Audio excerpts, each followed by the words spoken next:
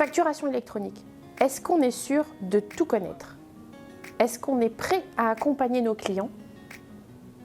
Est-ce qu'on sait en quoi cela va les impacter réellement? Si je vous dis caisse, facturation électronique, vous ne voyez pas le rapport?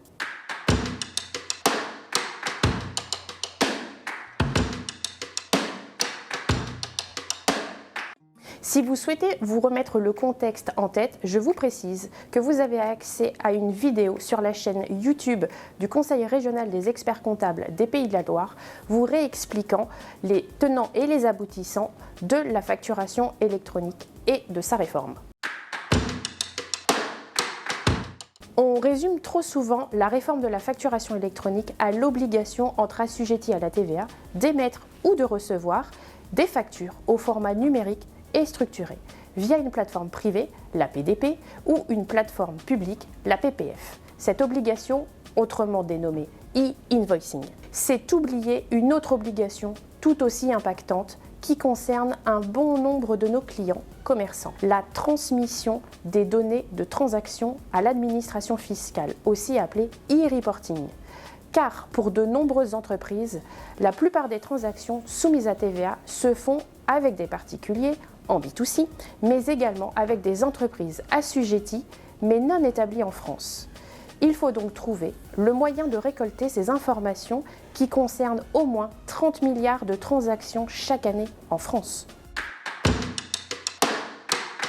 Tout d'abord, précisons que le champ du e-reporting dans les modalités de facturation demeure libre, contrairement au e-invoicing qu'impose le format de la facture et sa voie de routage.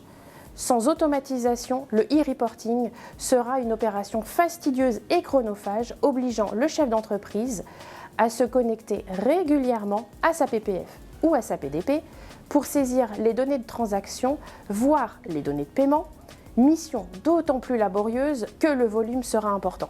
En B2C, le moyen principal sera d'établir une connexion par API, une interface entre nos différents outils, pour déverser automatiquement les aides de caisse journaliers sur la plateforme choisie par l'entreprise pour transmettre les informations à l'administration fiscale.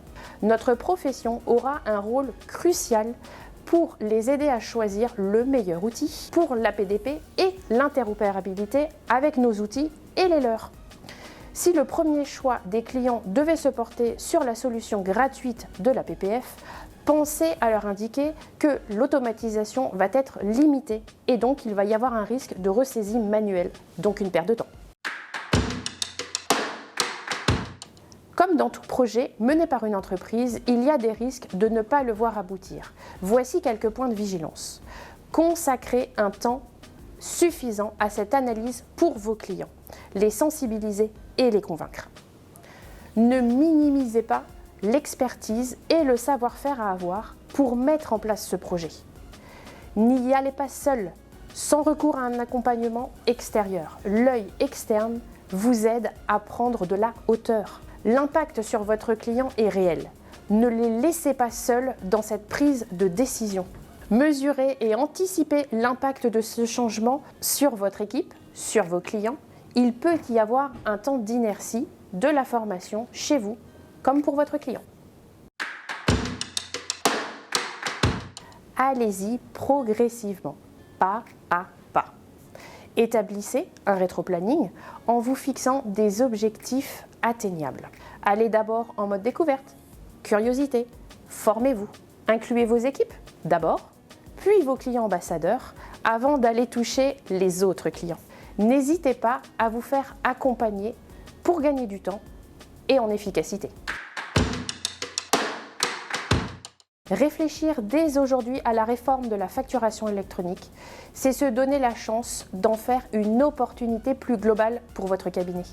Redécouvrez vos clients pour mieux les accompagner dans cette mutation.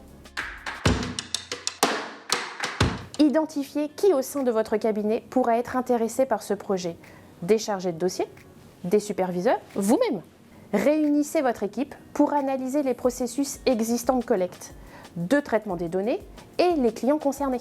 Utilisez votre CRM et ou le fichier de cartographie client proposé dans la vidéo numéro 1. Pensez à bien catégoriser les commerçants les prestataires de services. Répartissez vos clients selon les outils utilisés, livre de caisse, manuel, Excel ou informatisé, et selon les volumes mensuels générés. Recherchez et évaluez les logiciels et les plateformes d'e-reporting disponibles sur votre marché. Définissez qui prend en charge la veille en interne. Faites la comparaison des différentes fonctionnalités, des coûts et de la convivialité des différentes solutions. Présélectionnez des outils les mieux adaptés aux besoins spécifiques de vos clients. Vous pourrez ainsi communiquer avec vos clients de façon ciblée, les accompagner vers l'outil le plus pratique pour eux et pour votre cabinet. Cette vidéo vous a plu? N'hésitez pas à la partager, la liker.